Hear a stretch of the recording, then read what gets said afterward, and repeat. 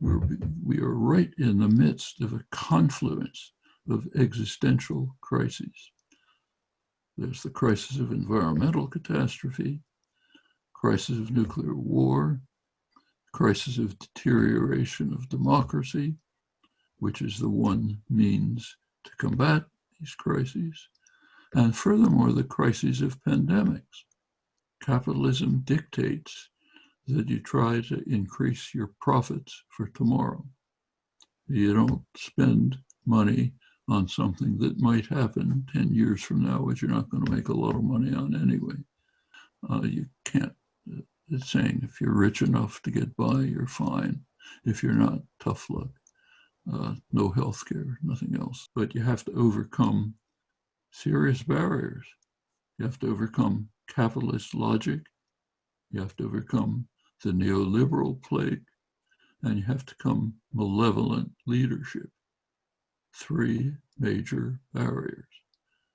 The pandemic, the other crises, global warming, nuclear war, deterioration of democracy. We know how to deal with them, but it has to be done, and there's not a lot of time. That's the question, whether we are going to deal with a coming environmental catastrophe. It is not far off. It cannot be delayed. And we have to decide, are we going to deal with it or not? Now, that is the major issue at stake in this election.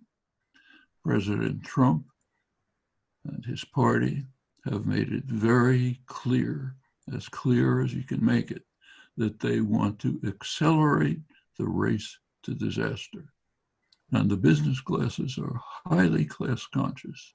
They're Marxists to the bone, consciously fighting a class war relentlessly, never backing off. So the kind of Marxism with the values are inverted, vulgar Marxism, class war, and they never stop. And there are results.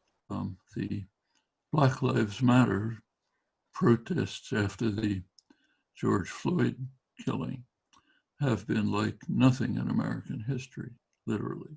There's never been a social movement that developed at that scale with such enormous popular support that Martin Luther King achieved at the height of his popularity. It's black-white solidarity, arm in arm marching continues, looking for significant issues to address, not just the specific case of police attacks on blacks, which is scandalous enough, but much deeper problems. The theme of the campaign is that white Christian America is under threat. Where white Christian America is declining in numbers, and it's under threat from people of other colors, from minorities, from people with progressive ideas. We have to preserve white supremacist Christian racist America.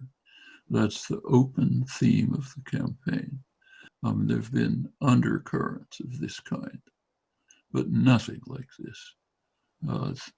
It's not just the campaign, it's the Twitters, the comments, every statement that comes out is an incitement to white supremacy, white Christian supremacy.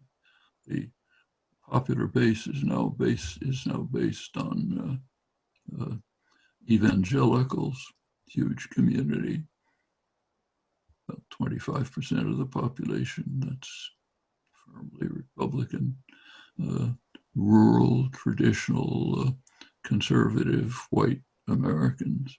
Sanders has two main programs. One of them is universal health care. Can you think of some country that doesn't have universal health care? And it's everywhere. So what is being claimed across the media spectrum is it's It's too radical to say that the United States might rise to the level of every other country, every advanced country, even poor countries. It's impossible. We can't get that high. His other main program is free higher education. It's everywhere. The most advanced capitalist countries, the ones with the highest records in achievement, Germany, Finland, France, anywhere you look, there's free higher education, and poor countries as well.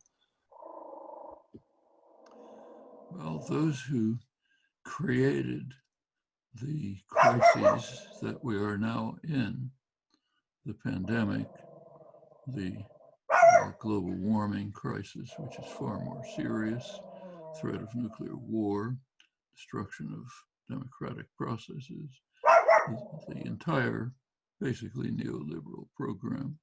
Now, they're fighting relentlessly to ensure that the system they created, from which they've benefited, will persist in an even harsher form, with more surveillance, more control, and so on. One of them in international affairs, which actually has been described pretty openly by Steve Bannon, one of his main strategists in the early years, is to construct a reactionary international, an international of the most right-wing reactionary states in the world, run by the White House. In the Middle East, it means support for the family dictatorships of the Gulf, MBS, the rest of them, the Egyptian dictatorship, which is the worst in Egypt's history,